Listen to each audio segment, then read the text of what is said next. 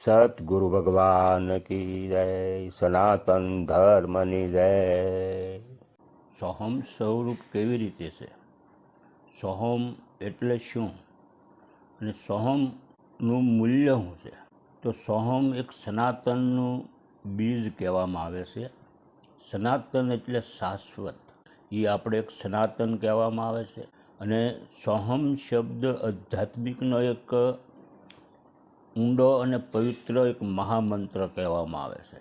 આધ્યાત્મિક એટલે આપણા આત્મા કહેવામાં આવે છે, આત્માની નજીક એટલે આધ્યાત્મિક કહેવામાં આવે। અને સોહમ એક બે શબ્દોમાં બનેલો છે, સ અને હમ। તો જે સો શબ્દ છે એ પરમાત્મા સ્વરૂપ કહેવામાં આવે છે, અને જે હમ શબ્દ છે એ આત્મા સ્વરૂપ છે। જ્યારે આ બંને શબ્દો ભેગા થાય છે ત્યારે નિયમ મુજબ એ સોહમ બને છે। એનો સરળ અર્થ થાય છે કે તે પરમાત્મા જ હું છું, અથવા તો હું એ જ છું। કે આધ્યાત્મિકમાં સોહમ સ્વરૂપનો અર્થ એ છે કે જીવાત્મા અને પરમાત્મા અલગ નથી। આપણી અંદર રહેલા જે આત્મા છે તે જ સૃષ્ટિના કણ કણમાં વ્યાપેલા છે, પરમાત્મા છે। પણ આ સ્વરૂપ આપણને આપણા જ્ઞાન અને દિવ્યતાનો અહેસાસ કરાવે છે। ને અજપાપણાને કહેવામાં આવે છે કે આપણો શ્વાસ પણ 24 કલાક સોહમનો જાપ કર્યા કરે છે, જેને આપણે અજપા કહેવામાં આવે। કુદરતી રીતે શ્વાસ આવે અને જાય તેની સાથે સો અને હમનો અવાજ થયા કરે। આ જ સોહમ મંત્રનું મહત્ત્વ છે કે આમ સંયમ પોતાની જ શક્તિ અનુસાર ચાલે છે। એ આદિ છે, અનાદિ છે, એને કોઈ ચલાવનાર નથી। શ્વાસને ચલાવનાર સોહમ છે। આમ આ આપણો પ્રાણાયામ અને ધ્યાન દ્વારા જ્યારે વ્યક્તિ પોતાના શ્વાસ ઉપર ધ્યાન કેન્દ્રિત કરે છે ત્યારે તેને પોતાના સોહમ સ્વરૂપ એટલે કે શુદ્ધ ચૈતન્યનો અનુભવ એને થાય છે। આને સોહમ સ્વરૂપ કહેવામાં આવે છે।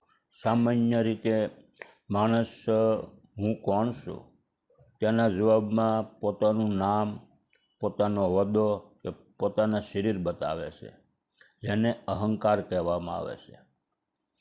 પરંતુ સોહમ સ્વરૂપમાં જે સ્થિતિ થવાની જે અર્થ છે, જે લૌકિક અહંકારને છોડીને એ સ્વીકારવું કે હું માત્ર એક પવિત્ર આત્મા છું, આ અહેસાસ આપણને સોહમ દ્વારા થાય। અને જ્યારે લૌકિક વ્યવહારનો હોદ્દો અને આપણી ઓળખ, લૌકિક ઓળખ જ્યારે આપણી મટી જાય એટલે આપણો અહંકાર મટી જાય। એ અહંકારને કાપવાનું કામ સોહમ શબ્દ દ્વારા થાય છે, અને ત્યારે આપણે સોહમ સ્વરૂપ થવાય છે। સોહમ સ્વરૂપ એટલે માણસનું એ અસલી શુદ્ધ અને ચૈતન્ય સ્વરૂપ છે, જેમાં તે તમામ બંધનોથી મુક્ત થઈ અને પોતાના સ્વને અનુભવે છે। જે ઈશ્વર છે તે જ હું છું, અને સંસારના તમામ ભય બંધનોમાંથી મુક્ત કરી પરમ શાંતિ અને પરમ આનંદનો આપણને અહેસાસ કરાવે છે, અને પરમાત્મા સ્વરૂપ બનાવી અને આપણને નિર્ભય કરે છે।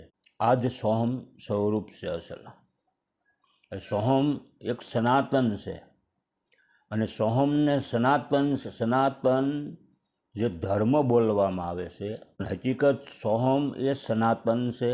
અને એને પાછું મેળવવા, આપણું સોહમ સ્વરૂપ પાછું પ્રાપ્ત કરવા સોહમને આપણે જ્યારે અનુસરીએ છીએ એટલે સોહમને આપણે ધર્મ કહેવામાં આવે। આપણે એને અનુસર્યા એટલે સનાતન ધર્મ એટલે બોલવામાં આવે છે। પછી કોઈ પણ ધર્મના હોય, કોઈ પણ સંપ્રદાયમાં જોડાયેલા હોય, પણ આ જે આધ્યાત્મિક જ્ઞાન જ્યાં સુધી જેનામાં ન હોય, કે આધ્યાત્મિકની યાત્રા ન કરાવતા હોય, કોઈ પણ સંપ્રદાય હોય, કોઈ પણ વાડા ધર્મ હોય, એ આ પોતેનો નિજ ધર્મ કહેવાય, પોતાનો ધર્મ, એટલે આને સનાતન ધર્મ કહેવામાં આવે છે। એટલે જ આ સનાતન ધર્મને અનુસર જ્યાં સુધી આપણે જીવન ન જીવીએ, આધ્યાત્મિક જ્ઞાન જ્યાં સુધી પ્રાપ્ત ન કરીએ ત્યાં સુધી આત્માની ઓળખ થતી નથી। આત્માની ઓળખ કરવી એને સનાતન કહેવામાં આવે છે. આ જ આપણો સાચો ધર્મ છે. સનાતન સત્ય છે, પૂર્ણ છે, પરમાત્મા સ્વરૂપ છે, આત્મા સ્વરૂપ છે અને આપણું નિજ ધર્મ, નિજ ભક્તિ, નિજ જ્ઞાન એને સનાતન કહેવામાં આવે છે. એટલે આત્માની ઓળખ કરવી હોય તો સનાતન સિવાય શક્ય નથી. સનાતન એટલે આપણા પોતાનો આત્માનું જ્ઞાન, આધ્યાત્મિક જ્ઞાન, આને સનાતન કહેવામાં આવે છે. સતગુરુ ભગવાન કી જય. સનાતન ધર્મની જય.